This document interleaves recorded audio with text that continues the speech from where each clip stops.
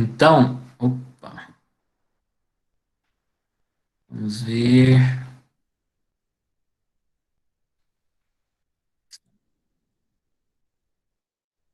Nessa aula, nós vamos ver a teoria dos erros, né? Na química, muitas vezes nós fazemos medições que descrevem uma população. Por exemplo, a população é um rio e nós medimos o seu pH. A população é um solo e nós medimos a concentração de um metal. Ou é o sangue, nós medimos um metabólito ou metal. E assim por diante, tá? Por mais que uma medida seja realizada em condições idênticas, ela sempre apresentará flutuações. E todo mundo que já fez medições experimentais já sabe disso, né? Então, nós temos dois tipos de erros, né, que são os sistemáticos e os aleatórios. Vamos entender cada um desses erros. Os sistemáticos são devidos a causas identificáveis e podem, em princípio, ser eliminados. Erros desse tipo resultam em valores que são sistematicamente mais altos ou mais baixos.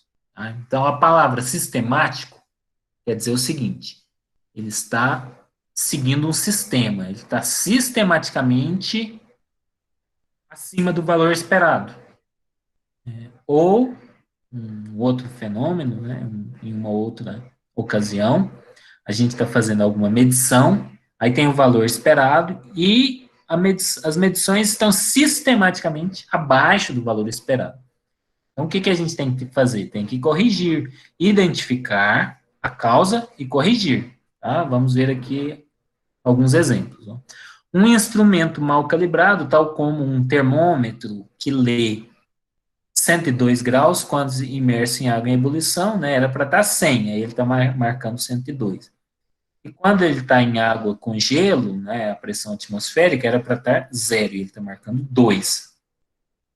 Então, ele está o quê? Sistematicamente, consistentemente, obtendo valores mais altos. Tá? Então, é um exemplo de erro instrumental. Erro observacional, que é o famoso erro de paralaxe.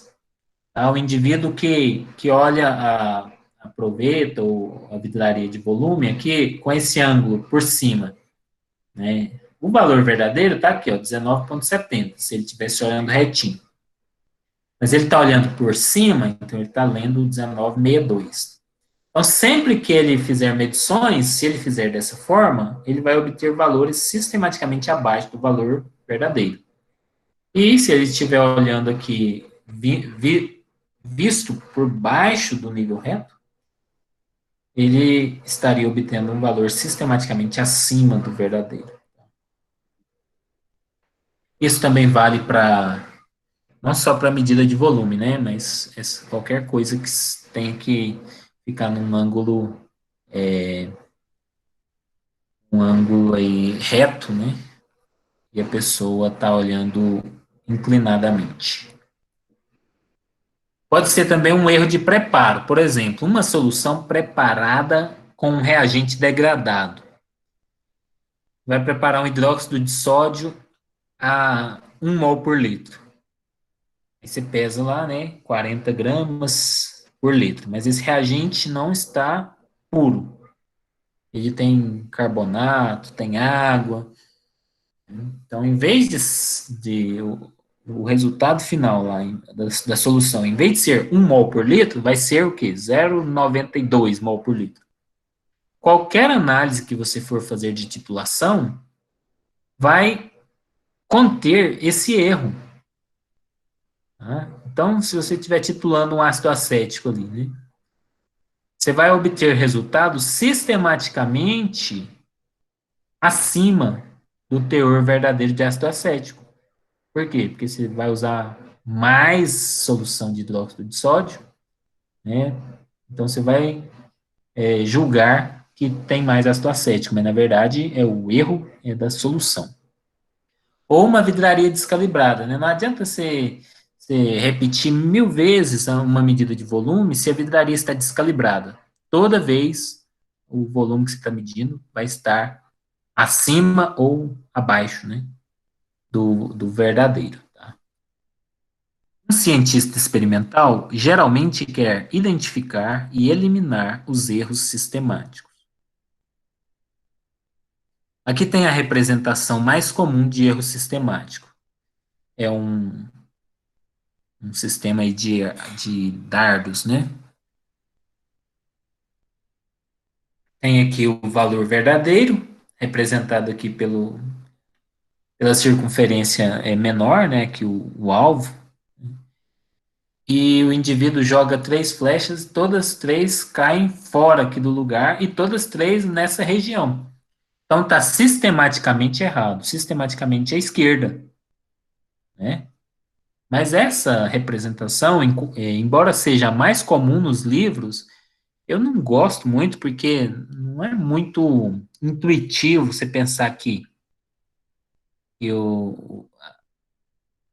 a flecha a acertar o lugar certo é a mesma coisa de você fazer análise e obter o valor verdadeiro, né? Mas enfim, é o mais usado. Eu prefiro essa, ó. Tem aqui, ó. Você vai fazer uma medida diversas vezes, né? Aqui está o tempo. No eixo X, vai fazer diversas vezes uma medição, né? Por exemplo, o teor de açúcares no refrigerante. Aí tem lá o valor verdadeiro, né? Supõe que já seja conhecido esse valor verdadeiro, né? Quem fabricou o refrigerante já sabe quanto que ele pesou e o quanto que ele usou de líquido, né? Para dissolver e diluir. Aí o analista vai fazer as diversas medições e ele obtém sempre valores abaixo do verdadeiro, tá? Então, a média dos valores que ele obtém é essa linha verde aqui, ó, que está afastado, né, que está diferente do valor, tá? Permitir aqui o GC. Então, esse é o erro sistemático, tá? Quando o, as diversas medições que são feitas resultam em valores sistematicamente mais altos ou sistematicamente mais baixos valor verdadeiro. Tá? Agora vamos, então, ver os erros aleatórios, também conhecidos como randômicos, né? Porque aleatório e randômico é a mesma coisa, né? É possível prever, né? É algo que acontece assim, tá? Cada medida é influenciada por um conjunto de eventos menores, como as vibrações, flutuações elétricas, movimentos do ar e fricção em qualquer parte móvel do instrumento. Essas minúsculas influências constituem uma espécie de ruído, que possui um caráter aleatório. Todos os valores medidos contêm um elemento de erro aleatório. Então, por exemplo, se a gente vai pesar numa balança, né? Tá lá a massa verdadeira de uma barrinha de metal é 100 miligramas. Aí você coloca lá na balança analítica, né? Aí dá 100,00, nem sempre, né? Às vezes dá 100,01, 0,2, 99,97, 99,92, né? Tem essa flutuação. Por que que isso acontece? É pelo próprio fenômeno natural. A medição, ela não é a balança não é um, um aparelho mágico, né? Ele tem algum mecanismo que associa o peso, né? E transforma esse valor, né? Pode ser uma corrente elétrica, pode ser uma deformação de uma mola, enfim, né? Alguma coisa física está acontecendo e ele transforma isso numa leitura para nós. Mas nesse processo pode acontecer alguns desvios. Às vezes a corrente elétrica da balança está um pouquinho mais alta né? Então ele dá um pouquinho de peso a mais. Passa um tempo, a corrente diminui, né? Ou pode ser uma corrente de ar no laboratório, né? Então, qual é o caráter desses erros aleatórios? Eles são, às vezes, acima e, às vezes, abaixo do valor verdadeiro. Lembra do sistemático? Não era assim. O sistemático é sistematicamente acima, né? O reagente está degradado. Você prepara uma solução, usa ela para titular. Então, os resultados que você vai obter dessa titulação estarão sistematicamente afetados, né? Vai estar sempre acima ou sempre abaixo, né, dependendo do caso, do valor verdadeiro, né? Agora aqui não, são flutuações, às vezes acima, às vezes abaixo do valor verdadeiro. Então, metade dos valores, né, é claro que não vai ser assim 50%. Tipo, se eu fizer três análises, né? Às vezes, aliás, se eu fizer só quatro análises, pode ser que seja três para cima e uma para baixo, né? Não dá para garantir isso, né? É igual a gente jogar dados, cara e coroa. A tendência é o quê? Metade dos valores da cara e metade coroa, mas para ser exatamente metade, eu teria que jogar um número muito alto, né? Um número infinito de, de vezes. Mas a tendência é essa, que a metade dessas flutuações originam valores acima do verdadeiro e a metade abaixo. Os erros aleatórios são mais difíceis de lidar. Imagina, lidar com flutuação de corrente elétrica, né, ou lidar com massa de ar deslocando, né? Em alguns casos é impossível a gente identificar a fonte, mas em alguns casos a gente pode pelo menos atenuar. Por exemplo, lembra lá, o erro sistemático é o erro da paralaxe. Mas mesmo que o indivíduo seja muito cuidadoso, né, ele não cometa aquele erro de paralaxe, de olhar torto na vidraria, mesmo assim, ele vai ler aqui na bureta, ó. A gente lê aqui, né, de cima para baixo, dá 6, 6,5, 6,6. A última casa é um chute nosso. Ele, às vezes, ele marca 6,63, mas será que não era 6,628? Então, tem um errinho aí que vai impactar no resultado, né? Mesmo sendo cuidadoso, a nossa acuidade visual nos impede de obter um valor muito certinho, né? E tem até, como é que a gente minimiza, né? Tem até as vidrarias apropriadas. Se a gente vai medir 25 ml com um Becker, tá? Mesmo que esse Becker seja bem certinho aqui a marca, mesmo assim, né, eu posso errar 1 ml. Por quê? Porque ele é muito grosso. Se eu errar 1 milímetro, se eu errar 1 milímetro aqui na visualização do volume, como é uma vidraria muito larga aqui, né, calibrosa, então esse 1 milímetro que eu errei vai equivaler a 1 ml, porque, né, ampla a sua superfície. Já numa bureta, se eu erro o mesmo 1 milímetro, aí não vai equivaler a 1 ml, vai equivaler a 10 microlitros, né? Então, o erro de uma vidraria como a bureta, né, é muito menor do que um Becker. E a proveta está aqui no meio, né? É um erro menor do que o do Becker, mas maior do que da bureta, tá? Então, isso é função da espessura aqui da vidraria, né, na região de leitura, né. Por isso que o balão volumétrico ele tem aquele pescoço fininho, né. E o caso mais marcante de vidraria, para a vidraria não ter, a gente minimizar o erro na medição quando se usa uma vidraria, é o piquenômetro.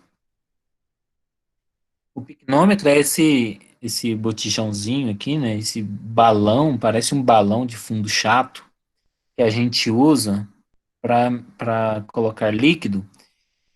E aqui é o seguinte, você coloca o líquido até aqui em cima, e depois vem com essa haste de vidro, essa tampa, e essa tampa ela vai até lá dentro, ela tem uma parte interna aqui que insere aqui nesse balão, né? Então, quando a gente insere a tampa, o líquido que está lá dentro, ele sobe aqui pelo orifício aqui da tampa, né, que é oco, tá? É um cilindro oco aqui, ele sobe até derramar. Aí a gente limpa o piquenômetro, né, com papel aqui, papel toalha. Então, o que que acontece? O líquido vai ficar exatamente até aqui em cima, ó, até no topo da tampa.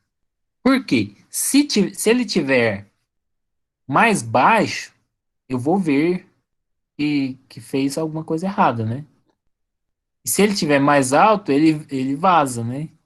Então não tem muita opção aqui, não tem muito, né? Não tem como você cometer erro de paralaxe. Você coloca líquido até não caber mais, né? Até assim, você coloca até aqui, até no topo aqui do balãozinho.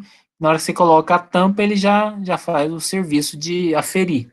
Vem até aqui em cima, o que vaza você seca. Então, ele vai medir um volume muito reprodutível, tá?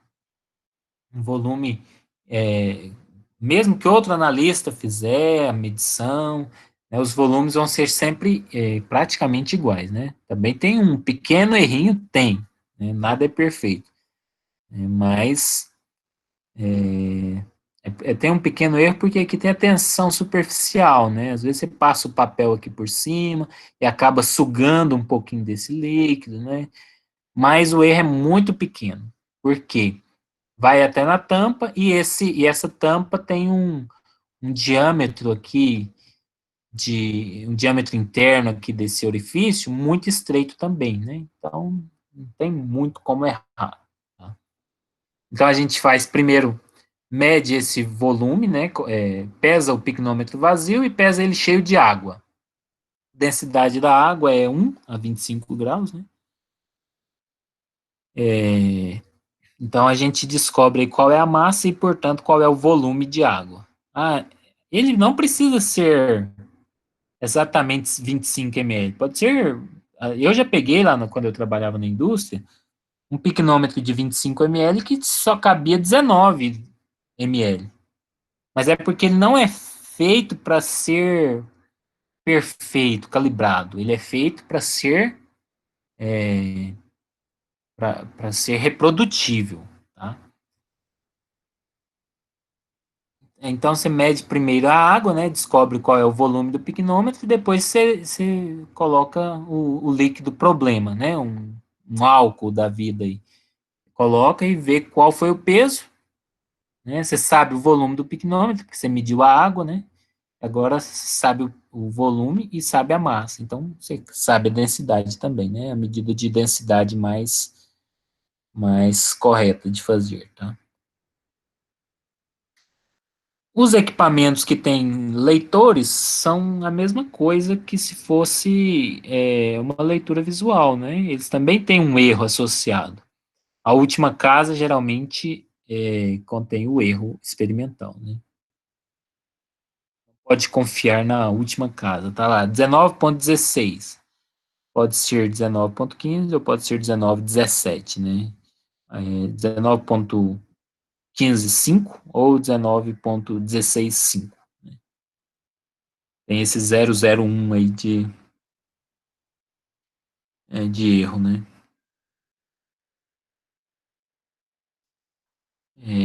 Na verdade é 19,15 a 19,17, né?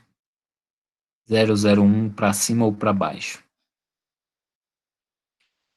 Por exemplo, erro instrumental, variações imprevisíveis de voltagem da rede elétrica, temperatura, vibrações mecânicas do equipamento, né? Dependendo do equipamento, ele está sujeito a um tipo de erro aleatório.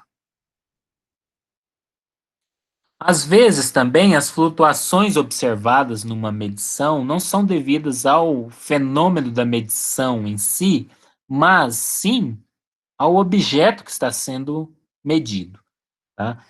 Por exemplo, se eu pego uma planta para medir um teor, às vezes ela vai flutuar esse teor não porque o método está errado, mas sim porque a planta em si ela tem uma composição variável, né? Se a gente pega aqui mais perto aqui desse cabinho, né, esse pecíolo, se a gente pega uma porção de pó que tinha mais pecíolo do que outra, vai variar a concentração de metabólitos lá. E nós podemos ter, então, associados o erro aleatório e o erro sistemático, né? Aqui, ó, nessa figura, o valor verdadeiro é o azul. Tá?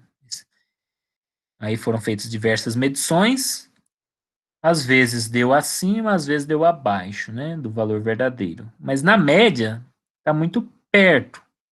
O valor experimental está muito perto do valor teórico, do verdadeiro, né? Então, quer dizer, o erro sistemático foi baixo. Só pensar assim, ó, os dados estão sistematicamente acima? Não. Estão sistematicamente abaixo? Não. Então, não tem sistema de erro. O erro aqui, o erro que tem é o erro aleatório. Se não tivesse erro aleatório, então todas as medições estariam aqui no mesmo nível. Ó, faz um, outro, tudo caindo no mesmo nível. Mas não, né? Está flutuando aqui no eixo Y. Está flutuando, é o erro aleatório. Flutuações para baixo, hora para cima do valor verdadeiro.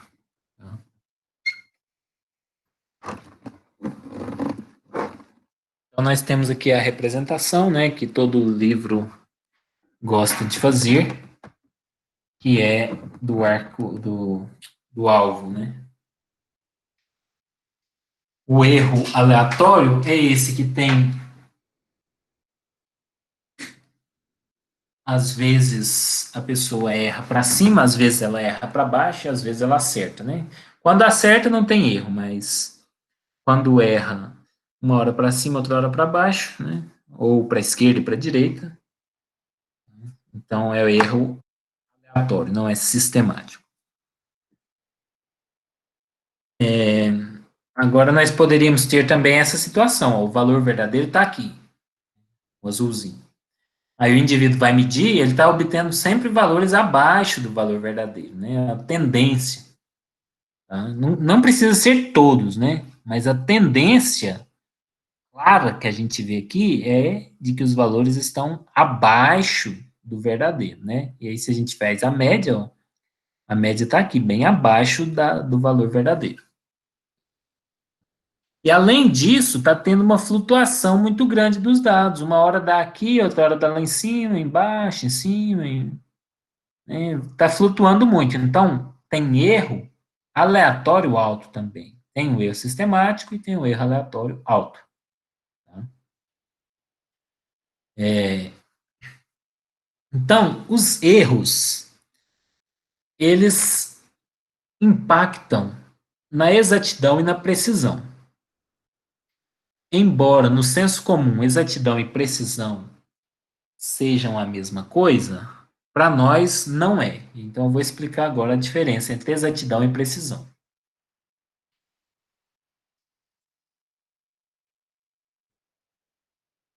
A exatidão é a proximidade dos valores que estão sendo medidos com relação ao valor verdadeiro. Tá? Então vamos ver aqui, ó, esse exemplo. Ó. O valor verdadeiro está aqui. Tá? Os dados estão próximos do valor verdadeiro?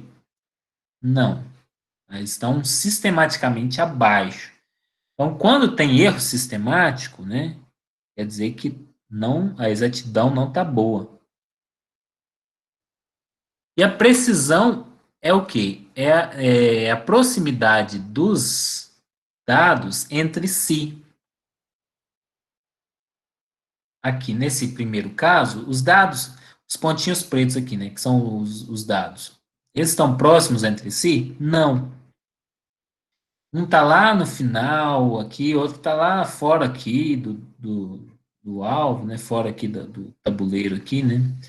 Então, os dados não estão próximos entre si, então eles têm uma precisão ruim. Então, vamos ver aqui o exemplo B. Os dados são precisos? São, porque eles estão próximos entre si. Vocês anotem aí no caderno de vocês, tá? Vocês vão estudando com o caderno aí em mãos, que aí vocês vão anotando. Tá? Os dados são próximos entre si? São. Né? Tá tudo aqui juntinho um do outro. Então, é preciso. Esses resultados aqui são precisos. Mas eles são próximos do valor verdadeiro? Não. Eles estão sistematicamente acima e à direita aqui do valor verdadeiro.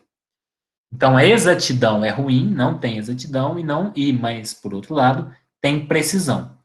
Então, percebam que exatidão não tem nada a ver com precisão. Exatidão, repetindo, exatidão, proximidade em relação ao valor verdadeiro. Precisão, proximidade entre si. Nesse terceiro caso aqui, os dados estão próximos entre si? Não, então não é preciso.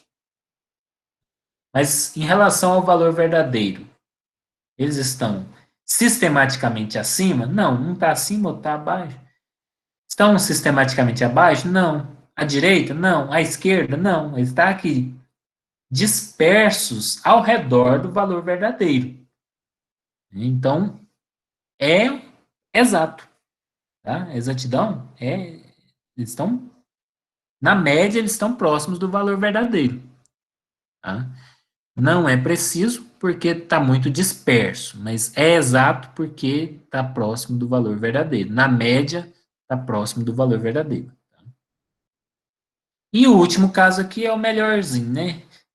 Os dados estão próximos entre si e próximos do valor verdadeiro. Então, é exato e é preciso. Tá? É exato porque é próximo do verdadeiro.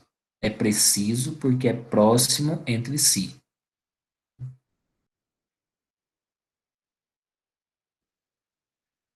Suponha que uma análise cujo resultado era para dar 10,00 ml e foi realizada pelos estudantes abaixo.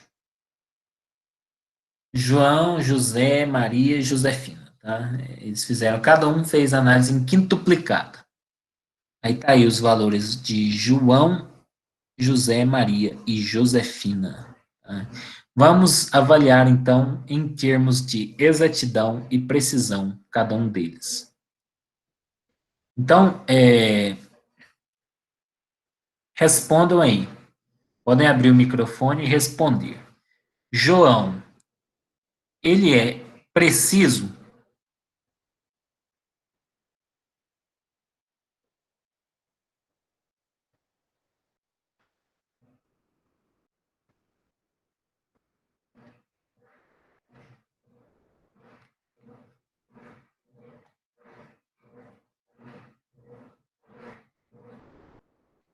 E aí, pessoal?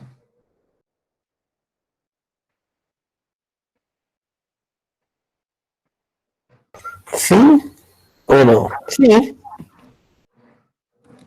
João é preciso? Os resultados dele são próximos entre si? Sim, eles são. Tem uma pequena diferença só. Exatamente. Quer dizer, precisamente, né? Mas ele é exato? Também. Não está acima, né? Está acima, né? Tá vendo que todos estão acima do valor verdadeiro? Não é exato, né? Não é exato. Por mais que estejam próximos do valor verdadeiro, mas já que era para dar próximo, por que alguns não deram abaixo? né? Justamente porque não está exato. Pode ser que seja uma descalibrada, alguma coisa aconteceu que tem que ser corrigida, mas não está exato. Está preciso, mas não está exato. Tá? Vamos ver aí o caso, então, de José. É preciso? Não. Não, não é preciso. Não, não é muito preciso, né? Porque está flutuando muito, né? 9,8, 10,2, né? Já está variando aí 4%, né? Não está muito preciso. Mas ele é exato? Também não. Não, um valor deu dentro, né? Não, mas tem Não. a tendência. A tendência. Não, você não pode olhar de um por um, né? Ó, vamos Pode voltar. ser exato. Exato não quer dizer que todos vão dar certo, exatamente o valor certo, porque nunca isso acontece. Mas Ele tá flutuando da casa dos 10. isso, exatamente, está flutuando em volta, em torno do valor verdadeiro. Então ele é exato. Mas por que que tá abaixo também, né, professor? Oi? Mas é porque ele tá abaixo também, né? Não tá excedendo. Porque deu Não, algum. mas olha aqui, o José, né? Às vezes está abaixo, às vezes acima. Aqui está pertinho do valor verdadeiro, abaixo, acima. Se fizer uma média aqui, vai dar muito próxima de 10, que é o valor verdadeiro, entendeu? Entendi. Ah, Então, entendi. ele é exato. Por quê? Porque os valores que ele obtém são próximos, não tem um erro sistemático aí. Ele não é muito preciso, tá? Mas ele é exato. Agora, Maria, é precisa?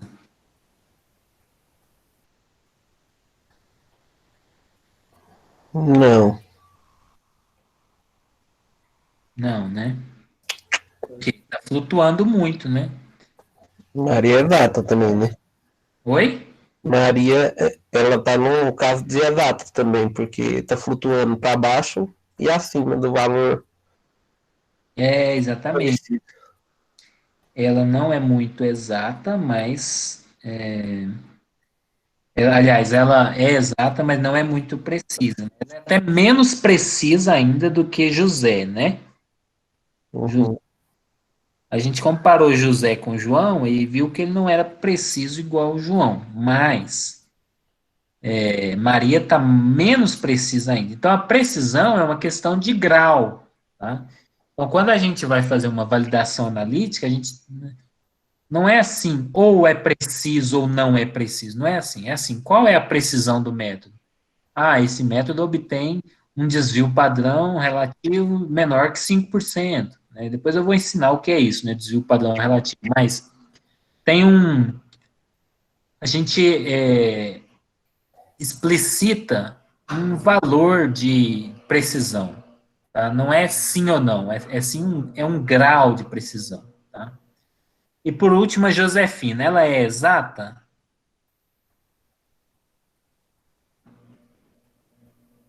Não. Por Não. quê? Exata? Não. É, por quê? Porque tá abaixo do valor, sempre abaixo. Isso, sempre abaixo, então não é exata. E ela é precisa? Ela é precisa, tá sempre dentro da casa dos 9, né? Ela é precisa? Não, mas 9 é um número muito grande, né? Não dá para você dizer isso só porque está na casa do 9, mas. E a segunda casa decimal lá? A primeira casa decimal? É. Finge que isso aí fosse 90, né? Aumenta uma casa decimal aí. Em vez de 9,3, vamos pensar, 93, 90, 94,9, 95, 92,8. Já não é precisa, não. Não é preciso. Ela tá é a que está mais flutuando aí de todos, ó. Vai de 9,02 até 9,53. Está variando 0,5. Então ela não é nem exata e nem precisa. Beleza, pessoal? Uhum. Então deixa eu Interromper a gravação.